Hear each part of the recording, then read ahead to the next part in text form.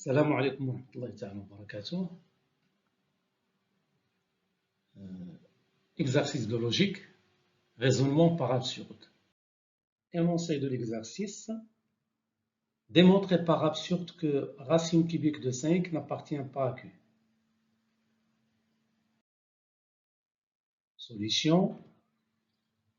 Alors, pour faire une démonstration par absurde, nous allons supposer la négation est vraie, c'est-à-dire que supposons que racine cubique de 5 appartient à Q.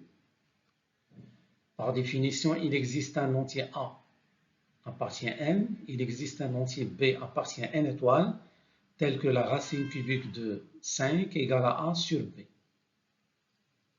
C'est la définition appartient à Q. Un nombre appartient à Q, c'est seulement si on peut l'écrire sous forme de quotient de deux nombres entiers. Bien sûr, avec A et B sont premiers entre eux. Alors, A sur B égale à racine cubique de 5. On passe, c'est-à-dire si on élève les deux membres de l'égalité à la puissance 3, on aura A sur B à la puissance 3, c'est-à-dire A puissance 3 sur B puissance 3, égale à racine cubique de 5 à la puissance 3, c'est-à-dire égal à 5.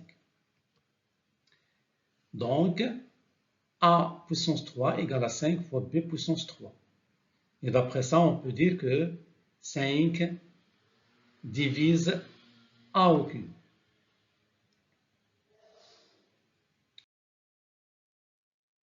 D'autre part, d'après le théorème de la division euclidienne, nous avons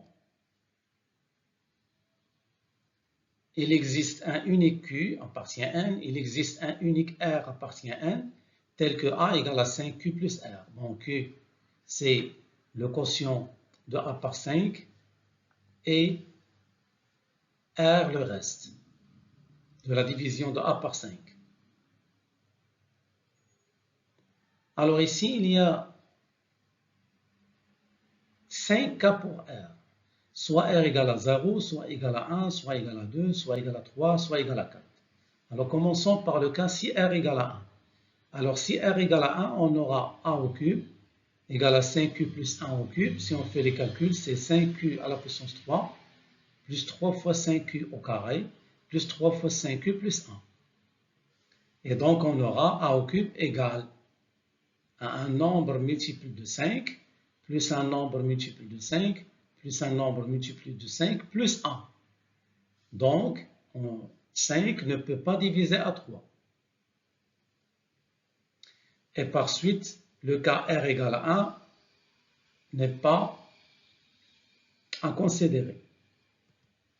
Alors, si R égale à 2, la même chose, on passe au cube à 3. C'est 5Q puissance 3 plus 3 fois 5Q au carré fois 2 plus 3 fois 5Q plus 2 fois au carré plus 5 plus 3. Bon, ici, j'utilise l'identité remarquable, x plus y à la puissance 3, c'est x puissance 3 plus 3 fois x carré plus 3 fois y, fois x carré y plus 3 fois x y carré plus y3. Donc x3 plus 3x carré y plus 3xy carré plus y3.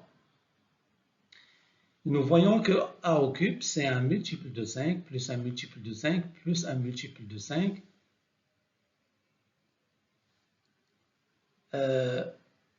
plus un multiple de 5, plus 3. Donc, 5 ne divise pas à 3. Et donc, R, il est différent de 2. Alors maintenant, continuons. Si R égale à 3, alors, la même chose, on calcule A à la puissance 3. C'est cette expression qui est égale à un multiple de 5 plus 2. Et donc, 5 ne divise pas à 3. C'est-à-dire que R il est différent de 3. Si R égale à 4, alors A au cube, on aura la même chose en faisant les calculs. C'est un multiple de 5 plus 4. Et donc, on en déduit que 5 ne divise pas à 3. Donc, le reste de la division de A par 5 ne peut pas être égal à 1, ni 1, ni 2, ni 3, ni 4. Donc, il est forcément égal à 0. Et donc, il existe un Q tel que A égale à 5 fois Q.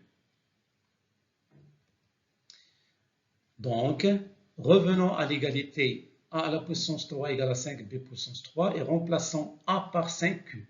On aura donc 5q à la puissance 3 égale à 5b à la puissance 3. Donc 5q à la puissance 3, c'est 5 fois 5 au carré fois q3, qui est égal à 5 fois 5 fois q3 égale à b3. Donc on remarque que b3, c'est un diviseur de 5, c'est-à-dire que 5 divise b3. De la même manière, si 5 pour ce qu'on a fait pour A, on peut le faire pour B. Si 5 divise B3, alors forcément 5 divise B. Et donc nous avons trouvé la chose suivante.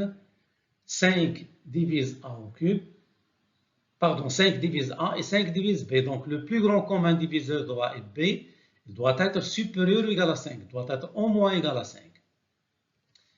Et donc, vous voyez que nous avons arrivé à une contradiction avec le fait que A et B sont premiers entre eux. C'est-à-dire que le plus grand commun diviseur de A et B, il est égal à 1.